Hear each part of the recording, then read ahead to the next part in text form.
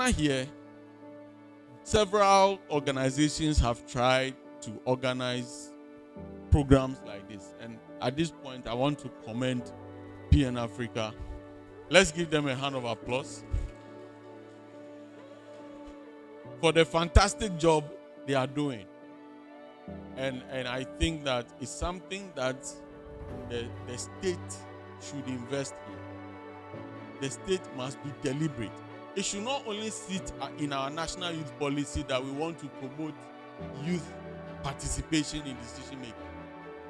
For young people to be active, to be interested in decision making, they need the opportunity to engage. I intend to do this by telling you 3 short stories. The stories are supposed to illustrate the importance of mentorship of young people in nation building. But we as young people, are we ready to offer ourselves for mentorship? Are we ready? Do you think we are ready?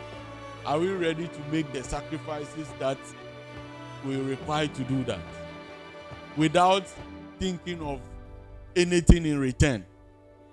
But I think that you must also be committed, knowing that mentorship is a developmental process. You are going to acquire critical skills. Some of these things you won't read in textbook. Look, when we're in law school, we learned all manner of things. But you enter the law firm, go to court, before you realize that there's a difference between reading the thing in book and what happens in court. In a constituency where you admire your political figure so much and you want to learn under him or her, you must first of all bear in mind that political space is not the way we see it. I want you to mentor me. Then after you gone halfway, knowing one or two things I've indicated or shown you how to do this, how to do that, you think you are so perfect, so you want to come after the person. And most of the times those people, they flop, and that will end you. If you have read the book of 48 Laws of Power, you will understand that you need to serve your master diligently. You need patience if you want to serve. You don't just serve by saying that I rise today and I want to be MP. You don't just become an MP. It takes a lot of sacrifice. It takes a lot of commitment. And I want to leave you with something I call the 3 M's of politics, which is very key. One has to do with your machinery. You cannot be a successful politician if you are unable to build a strong machinery at the base.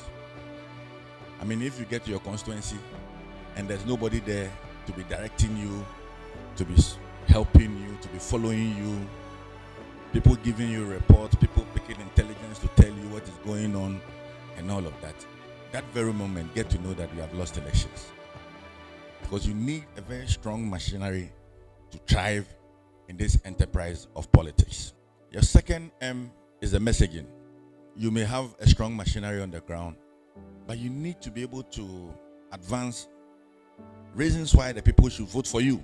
And you don't just sit and craft messages and go and deliver to your people. In message crafting, you need to do a bit of research, get to know the needs of the people, get to know the aspirations of the people, and based on that, you craft very, very compelling message that if you speak to the people, some of them will be touched. And the final one is money.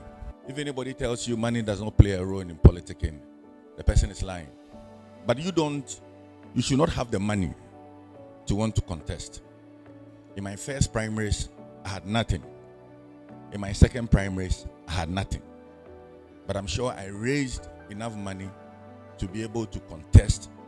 Then a third-time member of parliament who was the chairman of the Defense and Interior Committee of Parliament and all of that. And to unseat him and win by some 79% at primaries should tell you that I really balanced the 3 M's of politics. Yeah!